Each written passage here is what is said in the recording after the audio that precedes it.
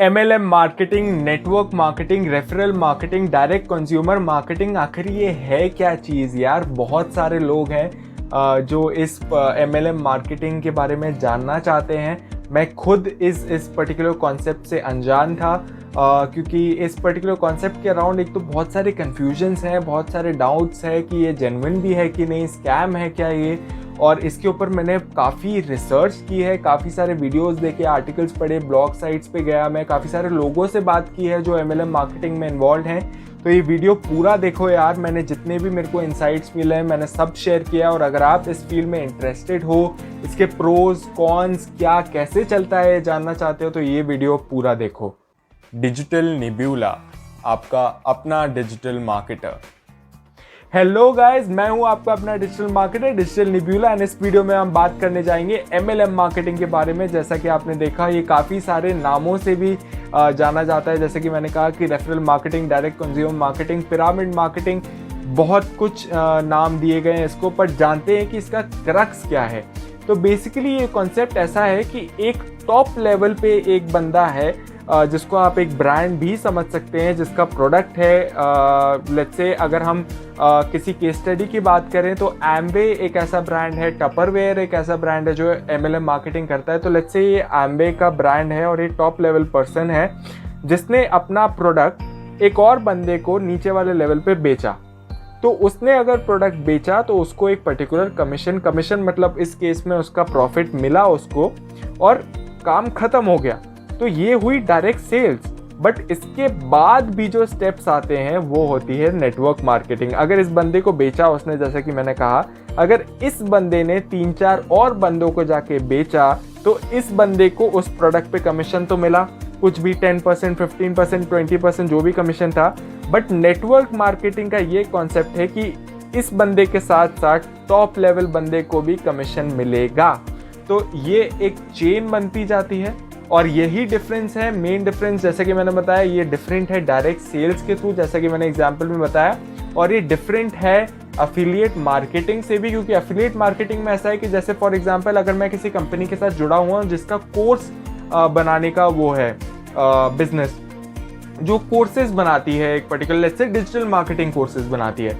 तो मैंने एक कोर्स बेच दिया, 4000 का कोर्स था, 500 का मेरे को कमीशन मिला, 3500 का रेवेन्यू कंपनी के जेब में, जो कस्टमर बेस है उनके जेब में, जो भी इंफॉर्मेशन है उनके पास, और मेरा काम खत्म, अफिलिएट मार्केटिंग खत्म। नेटवर्क मार्केटिंग एक और स्टेप दूर ले जाती है, एक और स्टेप इंक्लूड कर देती है और इसको आप कह सकते हो extended version of affiliate marketing भी कह सकते हो, जहाँ पे जिसको मैंने प्रोडक्ट बेचा अगर वो 3-4 और बंदों को प्रोडक्ट बेचता है तो मुझे उसका भी कमीशन मिलेगा। तो ऐसे जैसे जैसे चेन बड़ी होती जाएगी, कमीशन ज़्यादा मिलते जाएंगे, रेवेन्यू ज़्यादा बढ़ता जाएगा। तो MLM मार्केटिंग में रेवेन्यू होता है, पैसे आप कमा सकते हो, काफ़ी तगड़े पैसे कमा सकते हो अगर आप सही ब्रांड के साथ, सही स्ट्रैटेजी के साथ घुसते हो। और इसमें कई सारे प्रोज एंड कॉन्स भी है और जो प्रोज एंड कॉन्स है वो बहुत ही इंपॉर्टेंट है कंसिडर करने के लिए अगर आप इस चीज़ में इंटरेस्टेड हो या जानना चाहते हो। तो ये वीडियो पूरा देखो यार, क्योंकि मैंने प्रोज एंड कॉन्स पे डिटेल में रिसर्च किया है कि क्या एक्चुअली इसमें जाना चाहिए, नहीं जाना चाहिए, जेन्युइन है, स्कैम है, क्या चीज़ क्या चल क्या रहा है इसके साथ। तो इसके अगर प्रोज की बात करें, जैसे कि मैंने कहा, पहला रेवेन्यू काफ़ी ज़्यादा है, आप पैसा काफ़ी तगड़ा कमा सकते हो। लेट्स से अगर आप जॉब कर रहे हो तो उसके कंपैरेबल लेवल पे कमा सकते हो और इससे ज़्यादा भी कमा सकते हो डिपेंडिंग ऑन योर एफर्ट्स। और इसमें एफर्ट्स आप डिसाइड करते हो, आपके पास पूरी फ्लेक्सिबिलिटी रहती है अपने वर्किंग आवर्स डिसाइड करने के लिए, अपनी स्ट्रैटेजी डिसाइड करने के लिए। आपके ऊपर कोई बॉस नहीं है जो आपको डायरेक्ट करेगा या आपको उसकी परमिशन लेनी पड़ेगी। आप एक फ्री सेल्स रिप्रेजेंटेटिव हो कंपनी के, जहाँ पे आप डिसाइड करते हो कि कितने एफर्ट्स आपको डालने पड़ेंगे तो आपका रेवेन्यू टारगेट मीट होगा या प्रॉफिट टारगेट मीट होगा। तो उस बेसिस पे फ्लेक्सिबिलिटी बहुत ज़्यादा है। आप अपने खुद की स्ट्रैटेजीज इम्प्लीमेंट कर सकते हो, आपको सीखने को बहुत ज़्यादा कुछ मिलेगा क्योंकि आप ऑन फील्ड जॉब है और आप लोगों से इंटरेक्ट करोगे, नेटवर्किंग बढ़ेगी। तो वो सेंस में थोड़ा सा लर्निंग एक्सपीरियंस भी है, फ्लेक्सिबिलिटी भी है, रेवेन्यू भी है। पर इसके कॉन्स भी हैं और कॉन्स काफ़ी तगड़े हैं मैं कहूँगा, क्योंकि बहुत सारी कंपनीज ऐसी हैं जो फेक प्रोडक्ट्स लेके आती हैं, जो ये बोलती है कि भाई साहब आपको पहले हमें फ़ीस देनी पड़ेगी, फिर आपका एक कमीशन मॉडल चालू होगा। तो जैसे ही वो फ़ीस ट्रांसफ़र करते हैं और ये बंदे फ़रार हो जाते हैं और उसके बाद कोई कमीशन तो मिलना है ही नहीं, तो आपका जो पैसा फ़ीस में गया वो एक्चुअली डूब गया। और ऐसे ये लोग बहुत सारे बंदे इकट्ठे करते हैं, तो फीस जैसे कि ये बोलते हैं कि 500 पर एप्लीकेंट, आपको लगेगा कि यार 500 का घोटाला करके क्या मिलेगा।